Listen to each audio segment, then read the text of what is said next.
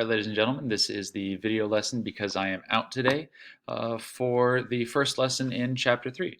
It's a relatively short one. It's on kind of the basics and the attitudes of Americans and on savings and why it's important moving forward.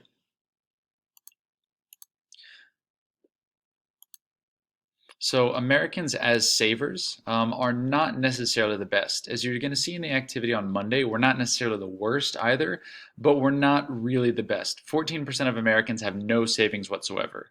Like zero, zilch, nada. Okay, they got nothing. Okay? Which is troubling because that means that roughly 1 in 7 Americans has absolutely no safety net for themselves whatsoever, which is quite troubling. 39% of Americans, so roughly 4 in 10, couldn't cover a $400 emergency. They don't have any emergency fund there whatsoever, which means that if something like tires or a small medical bill come up, they're not going to have enough to handle it. 40%, 47% of Americans, nearly half, have less than $1,000. Okay? And depending on who you ask, whether it's Mr. Ramsey or his daughter Rachel, $500 or $1,000, okay, is the minimum amount of savings that you want to have there, because $1,000 isn't even actually that much. One of the reasons to save is something that's called Murphy's Law, and it's not actually a law, it's more of a joke law, but it's something that people say because if something can go wrong, it will, and it will at the most inopportune time. And essentially what this means is that you never know when things are going to go wrong, but when they do, it's going to be at the worst time that you could think of. That's not factually correct, but it always feels that way, and that's something we refer to as Murphy's Law. Emergencies do happen. Emergencies when you have savings aren't that bad.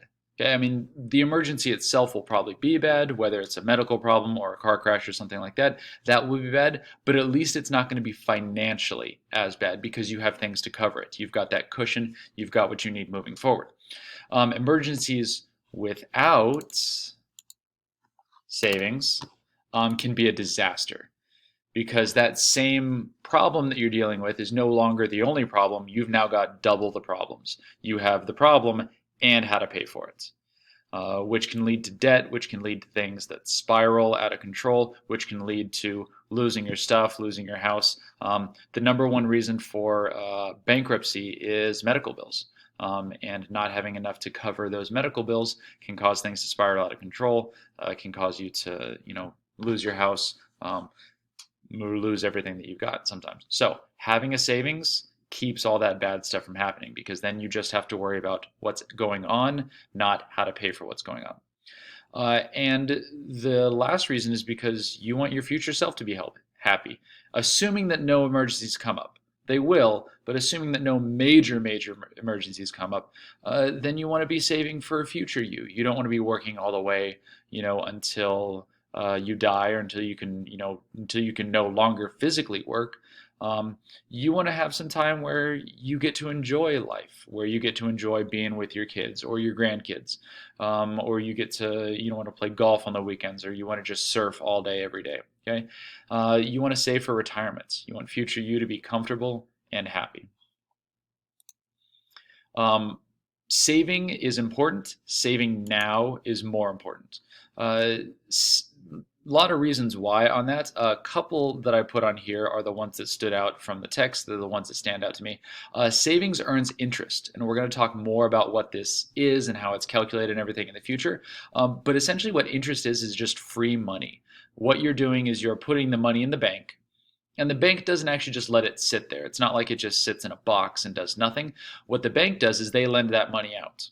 Now, when they lend that money out, they're going to charge the person they lent it to interest. But it's not actually their money that they're lending, it's actually your money. So because they're borrowing your money, they're going to pay you rent on that money, and that's what interest is. So you're going to get more money in your account, allowing your savings to grow, which means that there's going to be more for them to lend out, which means there's going to be more interest that you make. Okay? The longer it sits there, the longer you have money sitting in there earning interest, the more it's going to grow. And it doesn't seem like that big of a difference over the course of 40 years, but starting saving at 18 makes a giant difference in how much is going to be in your savings, when you get to retirement age at 65, than if you were to just start at 30. I actually have a graph on the next page which is going to highlight this a lot more. It's a lot faster and it works a lot more efficiently the longer the money is sitting in there. It sets up good habits for the future. Okay? Starting saving early means that you're not going to be trying to figure out how to do savings when you're 25, 35, or trying to catch up when you're 50. You've set those good practices, you've set those good examples for yourself, and you've just gotten used to it. Okay? Once you start saving money, you no longer miss it because you're just used to it, being there in savings rather than spending it. And the last thing is to go, again, going back to this emergency things, you are not invincible. You are not Superman. Okay, just because you're young, you think that life is going to just be easy. There's not going to be emergencies. It's likely that there have been emergencies of some kind, that your parents have had to deal with that maybe you just don't know about, right? We all assume that life is going to be easy, and it can go wrong, and there can be problems at any point in time. Okay, so start saving now, saving early. So going back to this idea that I was talking about, how quickly money grows in savings, let me show you this graph that I kind of found online right here. This is one of the things that Ramsey was talking about earlier and Anthony was talking about earlier, was the pace at which money grows is what we call exponential. If it's earning a percentage interest in a savings account or in an investment account, it'll build kind of this exponential curve that you see right here. And as you can see, by the time you get to 65, even though it's only a 10-year difference between starting at age 25 and starting at age 35, there's roughly a $1.9 million difference between starting saving here and starting saving here.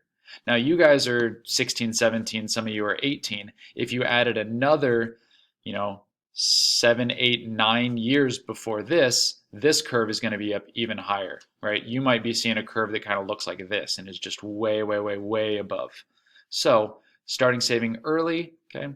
And we're not talking a ton of money. I know it looks like a ton of money right now, but even saving $100 a month can help this curve actually be higher up.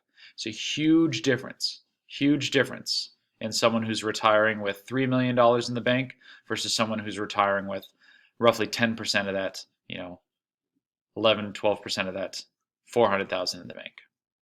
So that's the reason to start saving now. And that's the lesson. If you needed to pause this video or go back to write down any of these things in this document, okay. Any notes that you needed to write, go ahead and put them right in here. Otherwise, have a wonderful, wonderful rest of the day.